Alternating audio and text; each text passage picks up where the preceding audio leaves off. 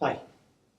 In my blog recently, I ended it by talking about how I thought we needed to adapt, how we needed to be flexible in how we do our buying strategy. And I think in a period of change that we're heading into, that's why I started to think that way. If you think about the context, so we start with what 2019 might look like, there's an enormous amount of change that we know about, both externally and internally. Externally, we have the consolidation of other retailers, we have the consolidation of the supply base, we have the blurring of the lines between wholesale, between franchise, between food service even, and then you have Brexit, which none of us really know how exactly to plan for. And then internally, you overlay on top of that the fact that we have RBT, we have SAP, we have JDA, we have all these things that are going to require us to work in a different way, with a different culture and a different approach to doing things. And therefore, we started to think about, well, we need a buying strategy. We need a better buying plan that enables you to build a strategy and build a plan based on how we approach things together, rather than just hope.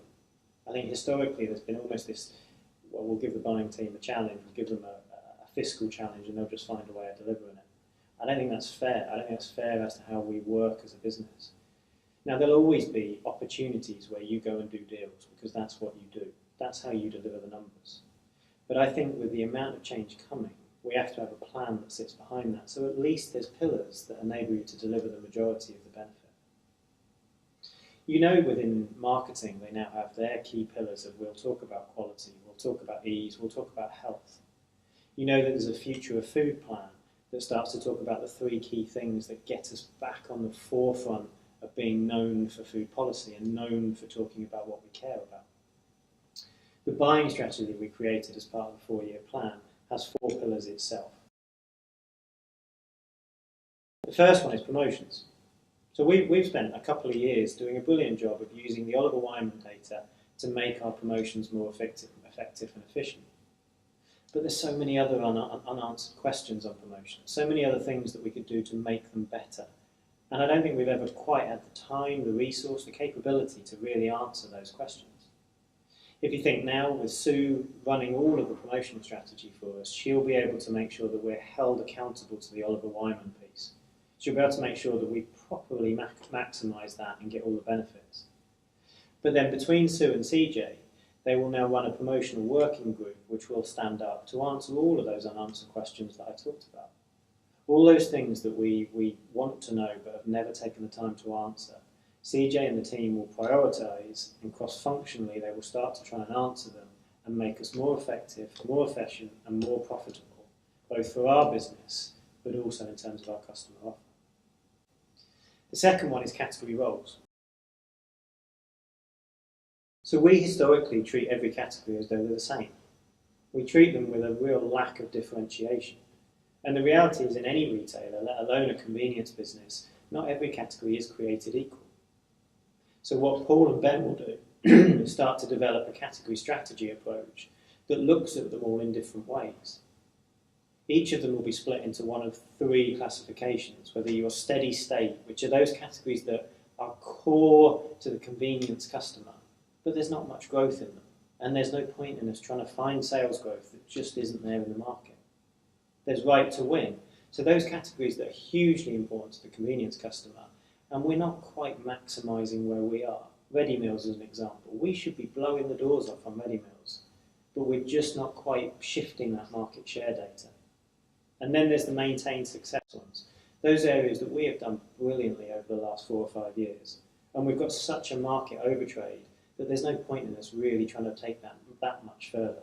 So we have to just concentrate on how we maintain that success. Ice cream would be a brilliant example of that. So on category roles, Ben and Paul will finalise over the next couple of days and weeks, and then we'll take all of you through it so you understand what it means and what are the implications when it comes to sales, when it comes to margin, when it comes to waste, when it comes to availability or price and promotion strategy. All those things will sit within category roles so that it's not just classifications and rhetoric on a piece of paper.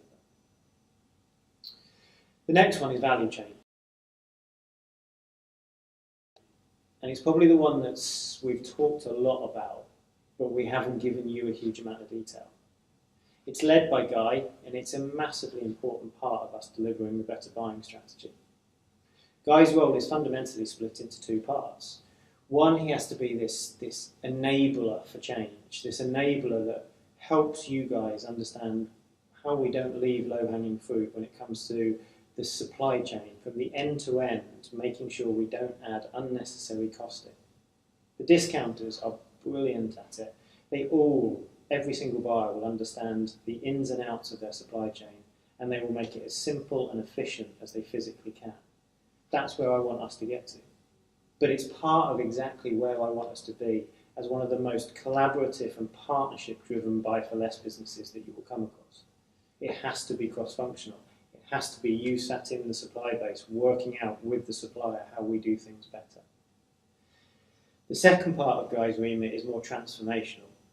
So where are those really big projects where we can release big money because we do things fundamentally different? We always use the example of our produce supply base. It's incredibly complicated. We buy from 135 countries. We use 60 odd hauliers. We use 40 pack houses. How do we make that better? And how do we take the benefits out of it together with our supply base? And the fourth one is own brand. So we sometimes forget we have this brand that's bigger than some of the biggest brands in the UK. A £2 to £2.5 billion co-op brand that customers are starting to recognise as being one of the best in the market. It wins awards all the time. The opportunity for us is seeing how big can we make it. Across every category, how big can we make own brand? And not only do we get the fiscal benefits of selling more and bringing costs down, we also get the benefits of the growth overriders that you've all negotiated over the last year, 2 years, etc., etc. So they're the key four pillars that sit within our better buying strategy. And why are we doing it? We're doing it for the reasons that I said at the start, to give you something to pin your strategy to. So you can look at a marketing strategy, you can look at a food policy strategy, but fundamentally you can then look at a better buying strategy and build your plans around it. And I think the reality is, this makes us a better operator.